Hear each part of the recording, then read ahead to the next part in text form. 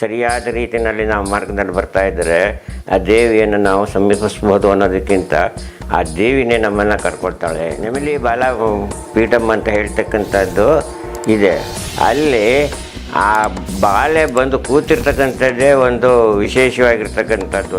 ಅಲ್ಲಿ ಅವಳು ಸ್ಥಾಪನೆ ಆಗಿಬಿಟ್ಟು ಆ ಎಲ್ಲ ಇರಿಗೂ ಒಂದು ರೀತಿಯಾಗಿರ್ತಕ್ಕಂಥ ಒಳ್ಳೆಯ ಫಲಗಳನ್ನು ಆ ಮಂತ್ರ ಸಿದ್ಧಿ ಆಗಬೇಕಾದ್ರೆ ಆ ಮಂತ್ರೋಪದೇಶ ಆಗಿರ್ತಕ್ಕಂಥ ಮಾಡಬೇಕೆ ಹೊರತು ಯಾವ ಗುರು ಇವರಿಗೆ ಮಂತ್ರವನ್ನು ಉಪದೇಶ ಮಾಡಿ ಕೊಟ್ಟಿರ್ತಾರೆ ಅದನ್ನು ನಾವು ಸಾಧನೆಯನ್ನು ಮಾಡ್ತಾಯಿದ್ರೆ ನಮ್ಗೆ ಅದರ ತಕ್ಕಂಥದ್ದು ಖಂಡಿತವಾಗ್ಲೂ ನಮ್ಗೆ ಅದರಲ್ಲಿ ಫಲ ಸಿದ್ಧಿಯಾಗುತ್ತೆ.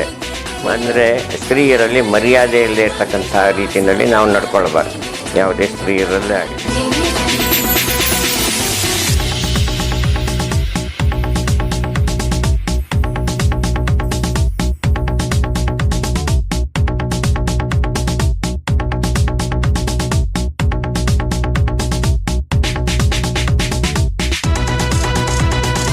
ಈ ಕುಮಾರಿ ಮುತ್ತೈದೆ ಅಂತ ಹೇಳಿ ನಾವು ಕರಿತೀವಿ. ವಯಸ್ಸಿಗೆ ಬರದೇ ಇರತಕ್ಕಂಥ ಸಣ್ಣ ಸಣ್ಣ ಮಕ್ಕಳು, ಹೆಣ್ಣು ಮಕ್ಕಳು, ಅದರಲ್ಲಿ ಕುಮಾರಿ ಮುತ್ತೈದೆ ಅಂತೇಳಿ.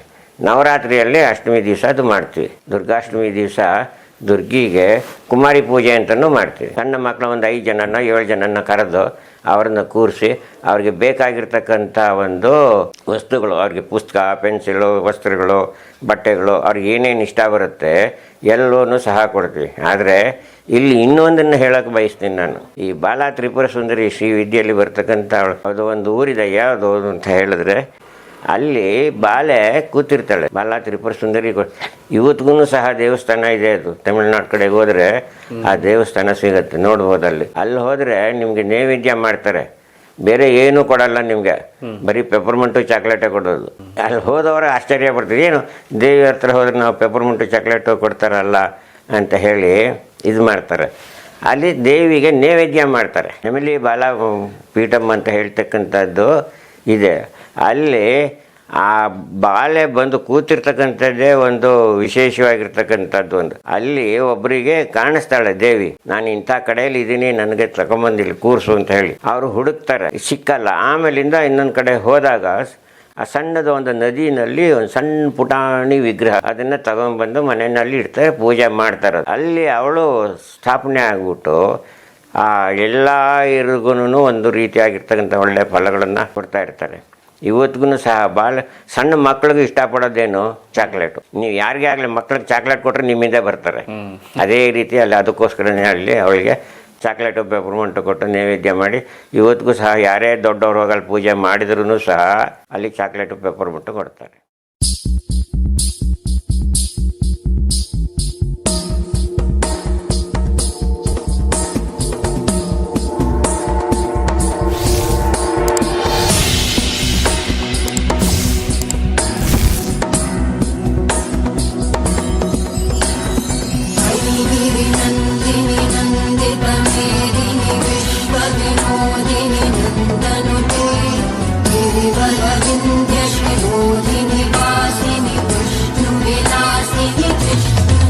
ಸುವಾಸಿನಿ ಪೂಜೆ ಮತ್ತು ಕೋಮಾರಿ ಪೂಜೆ ಮಾಡ್ತಕ್ಕಂಥದ್ದು ಅಂತ ಹೇಳಿ ಈ ಶ್ರೀ ವಿದ್ಯೆಯಲ್ಲಿ ಬರ್ತಕ್ಕಂಥದ್ದು. ಯಾವುದೇ ಸಾಧಕರೇ ಆಗಲಿ ಸಾಧಕಳೇ ಆಗಲಿ ಸಂಪೂರ್ಣವಾಗಿ ಪ್ರಾಮಾಣಿಕವಾಗಿ ತನ್ನ ಬದುಕನ್ನು ನಡೆಸಬೇಕು ಅಂತ ಅಂದರೆ ಅವರು ಈ ಮೋಸ, ವಂಚನೆ, ಸುಳ್ಳು, ತಟವಟ ಮತ್ತು ದೃಷ್ಟಿಗಳನ್ನು ಇವೆಲ್ಲವನ್ನು ಸಹ ಬಿಡಬೇಕಾಗತ್ತೆ. ಅಂದರೆ ದೃಷ್ಟಿ ಬಿಡಬೇಕಂತ ಹೇಳಿದ್ರೆ ತಮ್ಮಲ್ಲಿರ್ತಕ್ಕಂಥ ಕೆಟ್ಟ ದೃಷ್ಟಿ ಮತ್ತು ಕೆಟ್ಟ ಭಾವನೆಗಳನ್ನೆಲ್ಲ ಬಿಟ್ಟು ಅವುಗಳಿಂದ ದೂರ ಇರಬೇಕು.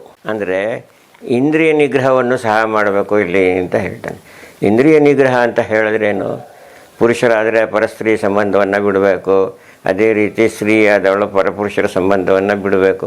ಅಲ್ಲಿ ಇಂದ್ರಿಯ ನಿಗ್ರಹವನ್ನು ಮಾಡಬೇಕು. ಅಂದರೆ ಇಲ್ಲಿ ಭೋಗ ಮೋಕ್ಷ ಕೊಡ್ತಕ್ಕಂಥದ್ದು ಅಂತ ಹೇಳಿದರೆ ಶ್ರೀ ವಿದ್ಯೆಯಲ್ಲಿ ಎರಡೂ ಸಹ ಇರುತ್ತೆ. ಆದರೆ ಅನ್ಯ ಸಂಪರ್ಕಗಳಿರಬಾರ್ದು ಅಂತ ಇಲ್ಲಿ ಸಾಧಕರಿಗೆ ಇಲ್ಲಿ ಹೇಳುತ್ತೆ. ಇಲ್ಲಿ ಹೇಗಪ್ಪ ಇಲ್ಲಿ ನಮಗೆ ಈ ಒಲಿತಾಳೆ ದೇವಿ ಅಂತ ಹೇಳಿದ್ರೆ ಈ ಜೇಡ್ರ ಬಲೆನ ನಾವು ನೋಡಿರ್ತೀವಿ. ಯಾವುದೋ ಒಂದು ಹುಳುನೋ ಏನೋ ಹೋಗಲ್ಲಿ ಸಿಕ್ಕಾಕೊಂಡ್ಬಿಡುತ್ತೆ, ಬಿಡಿಸ್ಕೊಳ್ಳೋಕೆ ಬಹಳ ಪ್ರಯತ್ನ ಪಡುತ್ತೆ, ಬಿಡಿಸ್ಕೊಳ್ಳೋಕ್ಕಾಗಲ್ಲ. ಅಷ್ಟ ಕೊನೆಗೇನಾಗುತ್ತೆ, ಅದು ಹತ್ರ ಹೋಗಿ ಹೋಗಿ ಹೋಗಿ ಆ ಜೇಡಿನ ಹತ್ರ ಬಂದುಬಿಡುತ್ತೆ, ಮಧ್ಯಕ್ಕೆ ಬರುತ್ತೆ ಅದು. ಅದೇ ರೀತಿಯಾಗಿ ನಮ್ಮಲ್ಲಿರ್ತಕ್ಕಂಥ ಯಾವುದೇ ಕೆಟ್ಟ ಶಕ್ತಿಗಳು ಏನೇ ಇದ್ರೂ ನಮ್ಮ ದೃಷ್ಟಿನೇ ಆಗಲಿ, ಹವ್ಯಾಸಗಳೇ ಆಗಲಿ, ಭಾವನೆಗಳೇ ಆಗಲಿ ಕೆಟ್ಟ ಭಾವನೆಗಳು, ಕೆಟ್ಟ ದೃಷ್ಟಿಗಳು, ಕೆಟ್ಟ ಹವ್ಯಾಸಗಳು ಎಲ್ಲವನ್ನು ಬಿಟ್ಟು ದೂರ ನಾವು ಬರ್ತಾ ಇದ್ದರೆ ಅವಳು ನಮ್ಮನ್ನು ಹತ್ತಿರ ಕರೀತಾ ಇರ್ತಾಳೆ. ಯಾರು ನೆಪೋಲಿಯನ್ ಅಲ್ಲ, ನೆಪೋಲಿಯನ್ ಬೋನಪಾರ್ಟ್. ಅವನು ಯುದ್ಧ ಮಾಡೋಕ್ಕೆ ಹೋದಾಗ ಎಷ್ಟು ಸಲ ದಂಡೆತ್ತಿ ಹೋಗ್ತಾನೆ. ಅವನು ಅಷ್ಟು ಸಲನೂ ಅವನು ಸೋತ್ತಾ ಇರ್ತಾನೆ. ಎಲ್ಲೋ ಒಂದು ಕಡೆ ಯೋಚನೆ ಮಾಡ್ತಾ ಕೂತಿರ್ತಾನೆ. ಜೇಡ್ರ ಬಲೆ ನೋಡ್ತಾ ಇರ್ತಾನೆ ಅವನು. ಅದರಲ್ಲೊಂದು ಹುಳು ಸೇರ್ಕೊಂಡಿರುತ್ತೆ. ಹೋಗ್ತಾ ಹೋಗ್ತಾ ಏನಾಗುತ್ತೆ, ಅವ್ನು ಏನು ಮಾಡಿದ್ರು ಬಿಡಿಸ್ಕೊಳ್ಳೋಕ್ಕಾಗಲ್ಲ. ಈ ಜೇಡ ಹೋಗ್ಬಿಟ್ಟು ಏನು ಮಾಡುತ್ತೆ, ಹೋಗ್ಬಿಟ್ಟು ಅದನ್ನು ಕಚ್ಕೊಂಡ್ಬಿಡ, ಹತ್ತಿರ ಬರ್ತಾ ಬರ್ತಾ ಬರ್ತಾ ಅದು ಕಚ್ಕೊಂಡ್ಬಿಡುತ್ತೆ. ಹಾಗೆ ಅವನು ಏನು ಮಾಡ್ತಾನೆ, ಇದರಲ್ಲಿ ಏನೋ ಗುಟ್ಟಿದೆ ಅಂದ್ಬಿಟ್ಟು ಅವ ಮತ್ತೆ ಪುನಃ ಹೋಗ್ತಾನೆ ಅವನ ಮನಸ್ಸು ಮಾಡಿ. ಅವಾಗ ಅವನಲ್ಲಿ ಗೆಲ್ತಾನೆ. ಇದಂದರೆ ಇದು ಪಾಶ್ಚಾತ್ಯದಲ್ಲಿ ಬರ್ತಕ್ಕಂತಹ ಹಿಸ್ಟ್ರಿ. ಇದು ಗೊತ್ತಾಯ್ತಾ. ನಮ್ಮಲ್ಲಿ ಈ ರೀತಿಯಾಗಿ ಇದನ್ನು ತಗೊಂಡ್ರೂ ಸಹ ಸಾಧಾರಣವಾಗಿ ನಾವು ಏನಂತೀವಿ, ಸತತ ಪ್ರಯತ್ನದಿಂದ ನಾವು ಮುಂದಕ್ಕೆ ಬರ್ತೀವಿ. ಅಂದರೆ ದೇವಿಗೆ ನಾವು ಹತ್ತಿರ ಆಗ್ತೀವಿ.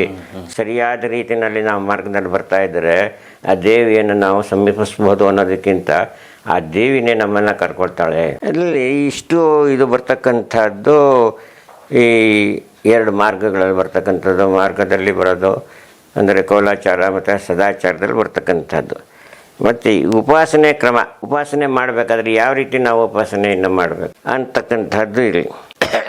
ತಮ್ಮ ಉಪಾಸನೆ ಮಾಡ್ತಕ್ಕಂಥವ್ರು ಸಾಧಕರು ತನ್ನ ಗುರುಗಳು ತಾನು ಏನು ಹೇಳಿಕೊಟ್ಟಿರ್ತಾರೋ ಆ ರೀತಿಯಲ್ಲಿ ಮಾಡ್ತಕ್ಕಂಥದ್ದೇ ಒಂದು ಸರಿಯಾದ ಮಾರ್ಗ.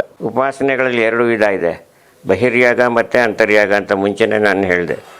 ಬಹಿರ್ಯಾಗ ಅಂತ ಹೇಳಿದ್ರೆ 10 ಜನಕ್ಕೆ ಕಾಣೋ ಹಾಗೆ ಶ್ರೀಚಕ್ರದಲ್ಲಿ ಪೂಜೆಯನ್ನು ಮಾಡ್ತಕ್ಕಂಥದ್ದು. ಈ ಶ್ರೀಚಕ್ರ ಪೂಜೆಯನ್ನು ಮಾಡಬೇಕಾದ್ರೆ ನವಾವರಣ ಪೂಜೆ ಅಂತಕ್ಕಂಥದ್ದು ಒಂದಿದೆ. ಅದು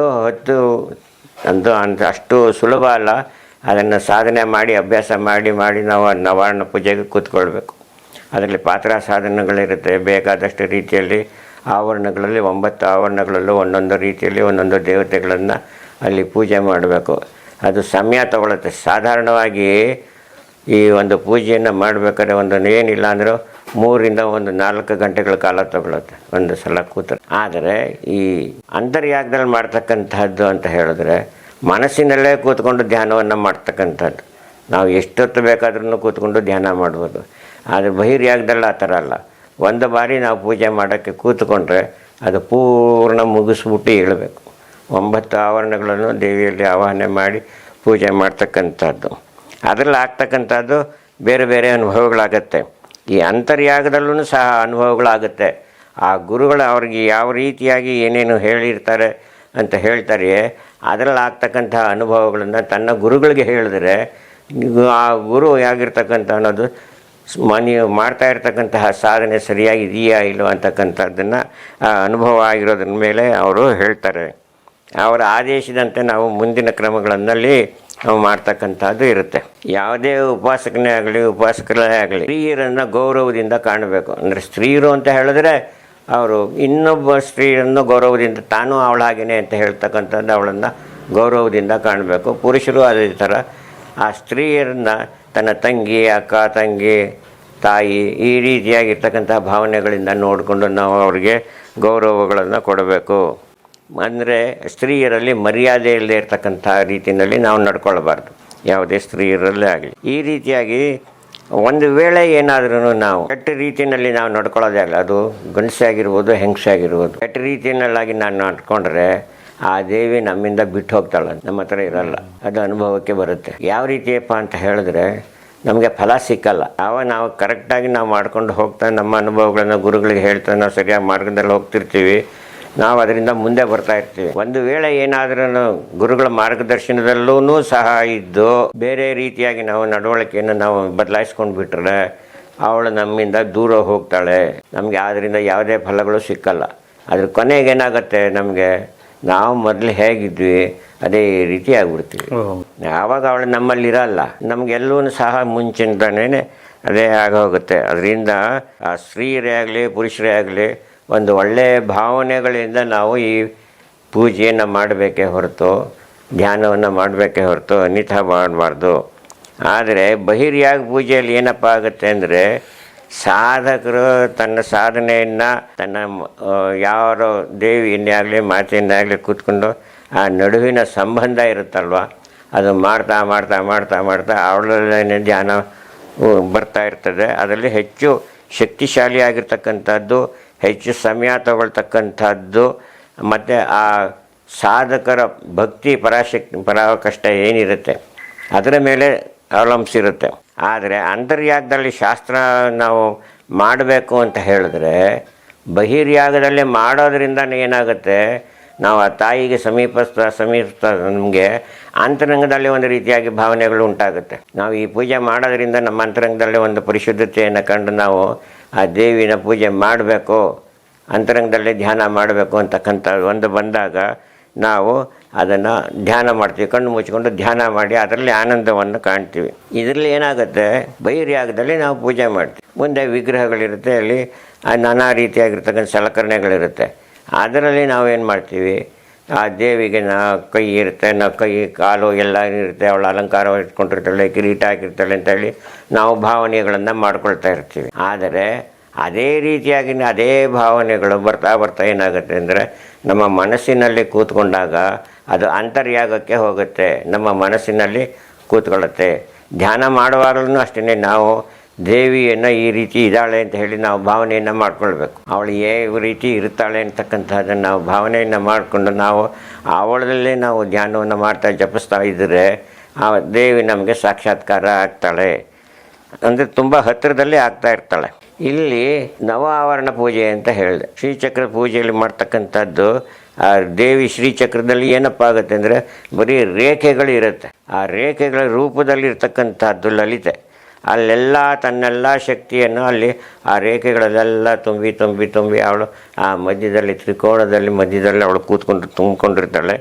ಆ ನವ ಪೂಜೆಯನ್ನು ಮಾಡಬೇಕಾದ್ರೆ 9 ಆವರಣಗಳಿರುತ್ತೆ. ಆ 9 ಆವರಣಗಳಲ್ಲಿ ಬರ್ತಕ್ಕಂಥ ದೇವತೆಗಳನ್ನು ನಾವು ಪೂಜೆಗಳನ್ನು ಮಾಡಿ ನಾವು ಅವಳನ್ನು ಸಮೀಪಿಸ್ತಾ ಇದ್ದರೆ ಅಲ್ಲಿ ನಮಗೆ ಆಗ್ತಕ್ಕಂಥ ಆನಂದನೇ ಬೇರೆ.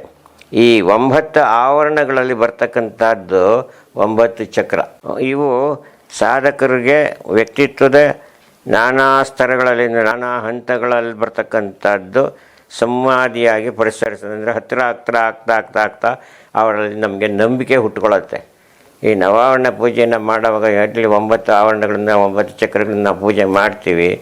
ಆವಾಗ ಏನಾಗುತ್ತೆ, ತಾನಾಗೇ ಅವಳಲ್ಲಿರ್ತಕ್ಕಂಥ ಒಂದು ಭಕ್ತಿ ಮನೋಭಾವ ಹೋಗ್ತಾ ನಾವು ದೇವಿಗೆ ಹತ್ತಿರದಕ್ಕೆ ಹೋಗ್ತಾ ಇರ್ತೀವಿ. ಅದನ್ನು ನಾವು ಏನಂತೀವಿ, ಪರಮ ಚೈತನ್ಯ ಅಂತ ಹೇಳ್ತೀವಿ. ನಮ್ಮಲ್ಲಿರ್ತಕ್ಕಂಥ ಚೈತನ್ಯ ಕೊನೆಗೆ ಆ ದೇವಿಯ ಕಡೆಗೆ ಹೋಗ್ತಕ್ಕಂಥದ್ದು. ಮತ್ತು ಮಂತ್ರ ಸಾಧನೆಗೆ ಬಂದರೆ ಸ್ವತಃ ಮಂತ್ರನೇ ಇವರನ್ನು ಸಾಧನೆಗೆ ರೂಪದಲ್ಲಿ ಕೊಂಡ್ಕೊಂಡು ಹೋಗುತ್ತೆ. ಆ ಮಂತ್ರ ಸಿದ್ಧಿ ಆಗಬೇಕಾದ್ರೆ ಆ ಮಂತ್ರೋಪದೇಶ ಆಗಿರ್ತಕ್ಕಂಥದ್ದು ಮಾತ್ರ ಅದನ್ನು ಸಾಧನೆಯನ್ನು ಮಾಡಬೇಕೇ ಹೊರತು ಯಾವ ಗುರು ಇವರಿಗೆ ಮಂತ್ರವನ್ನು ಉಪದೇಶ ಮಾಡಿ ಕೊಟ್ಟಿರ್ತಾರೆ ಅದನ್ನು ನಾವು ಸಾಧನೆಯನ್ನು ಮಾಡ್ತಾ ಇದ್ದರೆ ನಮಗೆ ಅದರ ತಕ್ಕಂಥದ್ದು ಖಂಡಿತವಾಗ್ಲೂ ನಮಗೆ ಅದರಲ್ಲಿ ಫಲ ಸಿದ್ಧಿ ಆಗುತ್ತೆ.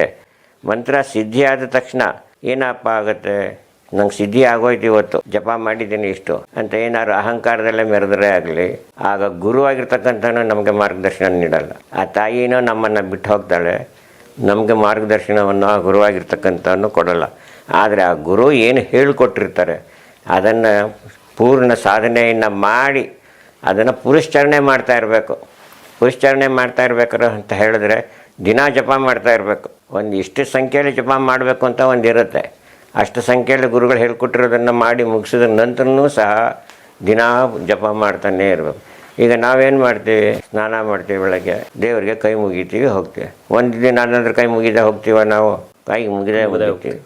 ಅದೇ ರೀತಿಯಾಗಿರ್ತಕ್ಕಂಥ ಸಾಧನೆ ಮಾಡ್ತಕ್ಕಂಥ ಗುರುಗಳು ಏನು ಎಷ್ಟು ಸಂಖ್ಯೆ ಜಪ ಮಾಡಬೇಕಂತ ಹೇಳಿ ಸಿದ್ಧಿ ಮಾಡಿ ಕೊಟ್ಟಿರ್ತಾರೆ ಅದನ್ನು ನಾವು ಮುಂದಕ್ಕೆ ಅದನ್ನು ಅನುಸರಿಸ್ಕೊಂಡು ಹೋಗಬೇಕು, ಮುಂದುವರಿಸ್ಕೊಂಡು ಹೋಗಬೇಕು. ಪುರಸ್ಚರಣೆ ಮಾಡ್ತಾಯಿದ್ರೆ ಏನಾಗುತ್ತೆ ಅಂತ ಹೇಳಿದ್ರೆ ಆ ತಾಯಿ ನಮ್ಮಲ್ಲೇ ಇರ್ತಾಳೆ, ನಮಗೆ ಉನ್ನತ ಮಟ್ಟಕ್ಕೆ ಅವಳು ಕರ್ಕೊಂಡು ಹೋಗ್ತಾ ಇರ್ತಾಳೆ. ಅದನ್ನು ಪುರಸ್ಚರಣೆ ಮಾಡ್ತಾನೆ ಇದ್ದರೆ ನಮಗೆ ಅದರಲ್ಲಿರ್ತಕ್ಕಂತಹ ಫಲವೂ ಸಿದ್ಧಿ ಆಗ್ತಾನೆ ಬರುತ್ತೆ. ಆಮೇಲೆ ಗುರುಗಳ ಈ ಜಪ ಮಾಡಬೇಕಾದ್ರೆ ನಾವು ಯಾವ ಒಂದು ಜಪಮಾಲೆಯನ್ನು ನಾವು ಉಪಯೋಗಿಸಿದ್ರೆ ಒಳ್ಳೆಯದು, ಅದ್ರ ಬಗ್ಗೆ ಸ್ವಲ್ಪ